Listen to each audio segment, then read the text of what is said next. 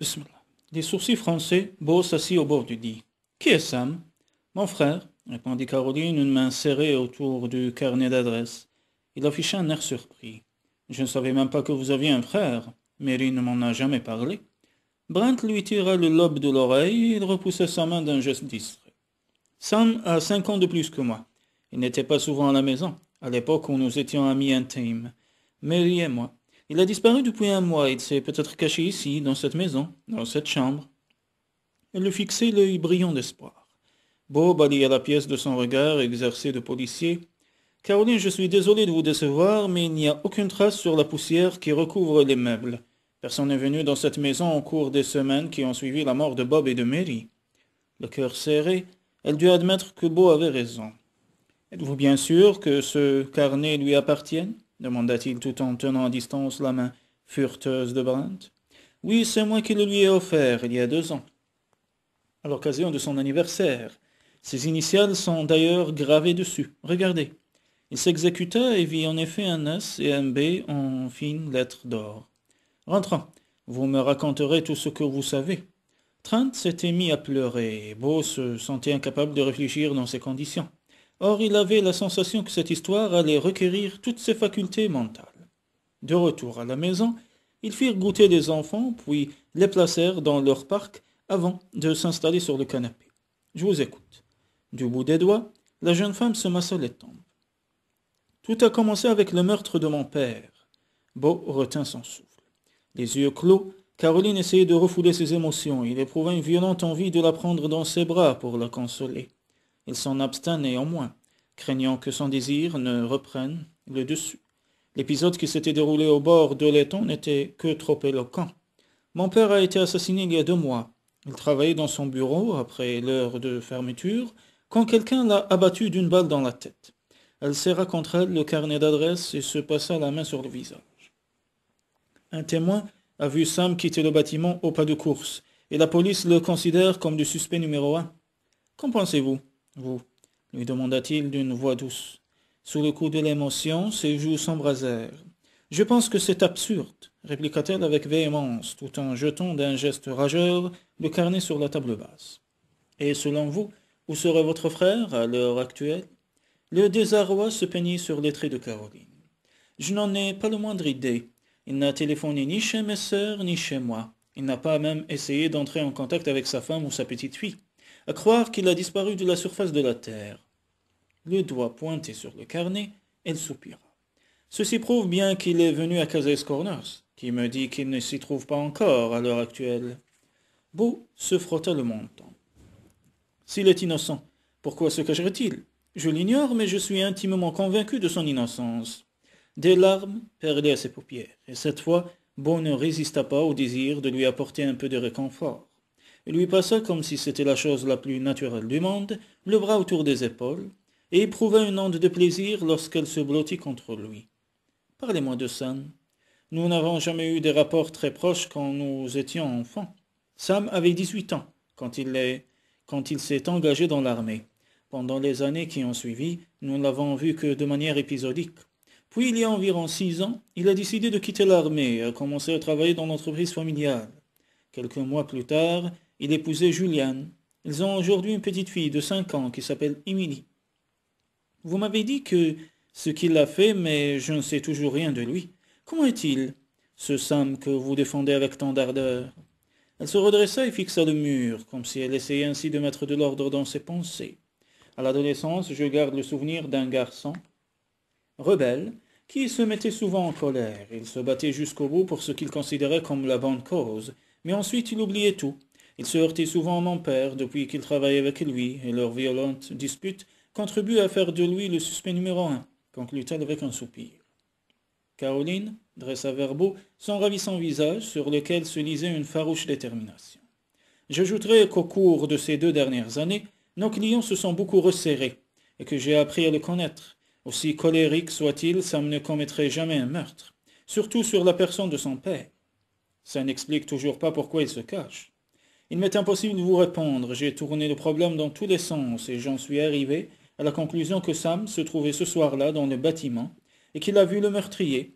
Peut-être se cache-t-il pour éviter qu'on l'élimine, en qualité de témoin gênant. Peut-être essaie-t-il de rassembler des preuves contre la personne qui a préparé ce meurtre. Beau hocha doucement la tête. Pour quelle raison serait-il venu à Case's Corners? La seule chose qui me vient à l'esprit est que Bob a dirigé le service de sécurité de Baker Entreprises pendant plus d'1 an. Ils se sont liés d'amitié durant cette période. Vous pensez que Sam serait venu ici pour discuter avec Bob de quelque chose de louche qui se passerait dans la compagnie? Pourquoi pas? Mais on peut aussi imaginer qu'il ait tout simplement choisi de se cacher ici parce que Case's Corners est une petite ville. Une semaine avant l'accident, Mary m'a téléphoné pour me dire qu'elle croyait avoir aperçu Sam. Elle n'en était pas sûre, et je n'y ai pas trop prêté attention parce que des dizaines de personnes nous appelaient tous les jours pour nous signaler la présence de Sam aux 4 coins du pays. Il faudrait nous renseigner et demander si quelqu'un l'a vu dans les parages. Elle se redressa avec enthousiasme, manifestement prête à mener sans plus tarder cette enquête. Il est peut-être encore par ici, fit-elle d'une voix vibrante d'espoir. Quelqu'un sait peut-être où il se cache. Petite seconde. N'oubliez pas que nous sommes dimanche, il vaudrait mieux attendre jusqu'à demain pour interroger les habitants. Les commerces seront ouverts, ce qui nous facilitera la tâche. Une moue de dépit aux lèvres, elle acquiesça. Vous avez sans doute raison. Elle posa alors les yeux sur les jumeaux et haussa les sourcils d'un air interrogateur. Vous vous inquiétez pour les jumeaux? Demanda Boo. Je vais demander à Regina si elle peut s'occuper d'eux demain matin. Par la même occasion, je préviendrai Wayland que j'arriverai en retard au bureau. Il vaut mieux que je vous accompagne. Les gens ne vous connaissent pas et ils vous parleront moins facilement qu'à moi. La jeune femme lui prit la main et la serra. Je ne sais pas comment vous remercier. Beau lui aurait volontiers suggéré quelques idées, mais il songeait que ce serait déplacé. Je vais de ce pas appeler Regina et Wayland. Elle ne fut pas lent à revenir et déclara à Caroline que tout était arrangé. Parfait, déclara-t-elle, l'enveloppant d'un regard empreint de gratitude. Puis elle toussauta d'un air gêné. Nous nous trouvons maintenant confrontés à un autre problème. Lequel? Quel sera notre dîner, puisque le traiteur est fermé le dimanche soir? Lui adressa ce sourire railleur qui la faisait fondre et pencha la tête de côté. Vous en cuisinez pas du tout? Pas du tout. Dans ce cas, j'ai bien peur que nous ne devions compter sur moi pour survivre. Voyons ce que je vais bien pouvoir nous concocter. Les jumeaux s'amusaient toujours dans le parc, et elle lui emboîta le pas, sans parvenir à chasser Sam de son esprit. Assise à la table de la cuisine, elle regarda Beau qui inspectait les étagères du réfrigérateur, et elle décida soudain de ne plus songer ni à son frère ni au procès à venir, mais de profiter pleinement de ses instants de complicité avec cet homme. Parmi les derniers, sans doute. Vous n'avez rien contre les œufs? Jusqu'ici, ils ont toujours été très concrets avec moi. Il salua cette réflexion d'un éclat de rire, puis se frotta les mains. Nous avons des champignons, des oignons et du fromage. Je vais me lancer dans la préparation périlleuse d'une omelette. Je peux vous aider? Restez assise et surtout laissez-moi de la place. Vous n'êtes pas sans savoir que les grands chefs ont besoin d'espace pour créer. Pendant la demi-heure qui suivit, elle observa tout en vérifiant régulièrement que les enfants ne faisaient aucune sottise. Beau travailler avec des gestes rapides, sûrs. Vous aimez cuisiner? Oui, je n'en ai malheureusement pas souvent le temps, mais quand il m'arrive de préparer un plat, j'y prends beaucoup de plaisir. Il retourna l'omelette, la laissa cuire encore quelques secondes, puis la posa sur une grande assiette. Ça sent bon. Je regrette de ne pas avoir appris à cuisiner. Il n'est jamais trop tard, à mon avis, c'est important pour un homme de savoir se débrouiller derrière les fourneaux, déclara-t-il avec un petit sourire. Ça lui évite de mourir de faim, s'il épouse quelqu'un comme vous. Je ne suis peut-être pas un cordon bleu, mais moi, au moins je connais mes classiques, les contes de fées par exemple. Vous voyez ce que je veux dire? Il éclata de rire. Un point pour vous. Pour tout vous avouer, je pense que les garçons n'accordent pas grande importance au contenu du récit. Ce qui compte pour eux, c'est de m'entendre parler. Décontenancée, elle dut admettre qu'il avait une fois de plus raison. Comment s'y prenait-il pour être si proche des enfants, pour déceler leurs besoins de façon si pertinente, alors qu'elle se sentait, elle, si démunie? Elle manquait cruellement d'expérience en matière d'éducation et n'avait même pas le recours de se pencher sur son propre passé pour y puiser des idées. En revanche, elle avait une source intarissable d'amour à offrir à ses petits. Soudain, Caroline s'aperçut que les quelques jours qu'elle venait de passer chez Beau avaient ébranlé ses convictions. Jusque-là, elle s'était dit qu'il fallait qu'elle obtienne la garde des jumeaux parce qu'ils avaient besoin d'elle. Or, si elle était honnête avec elle-même, elle devait convenir que oui, Brent et Trent avaient sans doute besoin d'elle. mais que c'était surtout elle qui avait besoin d'eux. Qu'y a-t-il? Demanda Beau, l'arrachant à ses pensées. Je vous trouve bien songeuse. Oh, rien, je me disais qu'il ne tarde de goûter à cette omelette. Nous allons passer à table, espèce de gourmande. Si vous trouvez cette simple omelette appétissante, que diriez-vous de ma friture de poisson spéciale? Répliqua-t-il. Nous retournons pêcher dimanche prochain et j'en préparerai une exprès pour vous. J'espère que cette fois je serai un peu plus à droite. Au souvenir de la fougue qui s'était emparée d'eux après sa chute, elle détourna le regard. Il faudrait peut-être que nous parlions de ce qui s'est passé cet après-midi, commença-t-il. Il n'y a rien à dire. Je suis persuadé du contraire, répliqua-t-il avec un sourire goguenard. Reconnaissez que l'attirance que vous avez pour moi vous met au supplice. La jeune femme en resta bouche bée. Quoi? Vous avez un toupet monstre, pour autant que je sache. C'est vous qui avez pris les devants. Son sourire s'élargit. Soit, puisque je me suis apparemment trahi, il ne me reste plus qu'à admettre que vous me plaisez beaucoup. D'après Mary, je ne serai pas la seule en lice. Toutes les femmes vous plaisent, mais vous ne désirez en épouser aucune. Je reconnais bien là notre Mary, s'exclama-t-il avec un rire jovial. Elle passait son temps à organiser des dîners au cours desquels elle me présentait ses amis, dans l'espoir que l'une d'entre elles fasse battre mon cœur et que je renonce au célibat. Mary désirait donc à ce point vous voir mariée. Elle souhaitait surtout que tous ses proches soient aussi heureux qu'elle. Et pourquoi êtes-vous toujours célibataire? Beau se leva et commença à mettre le couvert. Parce que ce déclic que Mary essayait de provoquer ne s'est jamais produit.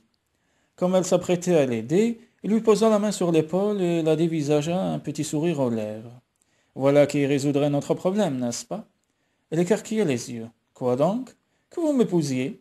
C'est ridicule, lança-t-elle juste avant de commencer à s'agiter dans la pièce. Je vous le concède, pourquoi diable choisirais-je une femme qui ne sait même pas cuisiner? Et pourquoi diable épouserais-je un type aussi arrogant que vous? Nous voilà au moins d'accord sur ce point. Ce serait stupide de sacrifier nos chances de bonheur pour résoudre notre problème. Il avait raison, bien entendu, mais pourquoi l'espace d'un instant cette perspective lui avait-elle paru si attirante? Lorsque Caroline entra dans la cuisine, la grosse boule orangée du soleil entamait son ascension dans le ciel. Elle prit le téléphone et forma le numéro de la société Baker sur le cadran, tout en jetant une fois de plus un regard à sa montre. Presque 7 heures, ce qui signifiait qu'il était 8 heures à New York. Garrison se trouvait sûrement dans son bureau. L'adjoint de son père n'était jamais arrivé plus tard que 7h30 dans les locaux de l'entreprise. Effectivement, il décrocha la première sonnerie. « Garrison, fit-elle, reconnaissant aussitôt cette voix grave qui lui était si familière. « Caroline, où êtes-vous, mon petit? »« Dans une minuscule ville du Kansas qui s'appelle Cases Corners. » Il y eut un silence sur la ligne. « Quand vous m'avez dit que vous vous absentiez, j'ai pensé que vous aviez besoin de quelques jours de vacances, mais pourquoi dans le Kansas? C'est une longue histoire, Garrison. Ce n'est cependant pas pour vous la raconter que je vous appelle. Je voulais surtout savoir comment se déroule l'enquête. Y a-t-il du nouveau? » L'homme poussa un long soupir. « Non, Caroline, rien de nouveau. Ce stagne. Je vous avoue que j'ai encore peine à croire que tout cela soit réellement arrivé. L'assassinat de Joseph, la disparition de Sam, ça ressemble à un mauvais film policier. » La jeune femme ne put que prouver. « Sam ne s'est donc toujours pas manifesté ?» insista-t-elle. « Toujours pas. » Beau franchit à cet instant le seuil de la cuisine et la jeune femme lui adressa un sourire avant de reprendre. « Garrison, Sam est venu ici, à Cases Corners. Qui sait? Il y est peut-être encore. »« Comment? » ?»« J'ai trouvé son carnet d'adresse chez des amis. Nous allons ce matin essayer de retrouver sa piste. Surtout, tenez-moi au courant. Je me fais beaucoup de soucis pour ce garçon. Je vous promets de vous appeler. »« Caroline? » ?»« Oui. »« Dépêchez-vous de rentrer. L'entreprise a besoin de vous. » Après avoir raccroché, elle s'installa à la table de la cuisine, où Beau lui avait servi une tasse de café. « L'enquête n'a pas avancé d'un pouce à New York, » déclara-t-elle tendue. Il but une longue gorgée de café. « Avez-vous une photo de votre frère? » Elle sortit de son portefeuille une photo prise pour Noël. Sam y apparaissait, souriant, entouré de sa femme et de sa fille. « Joli portrait de famille, » observa Beau. « Une famille éclatée pour l'instant. » En proie à un brusque accès de désespoir, elle baissa les yeux sur sa tasse de café. Beau lui prit alors la main et la serra en un geste réconfortant. « J'entends une voiture arriver, c'est sûrement Regina. Finissez votre café et lançons-nous à la recherche de votre frère.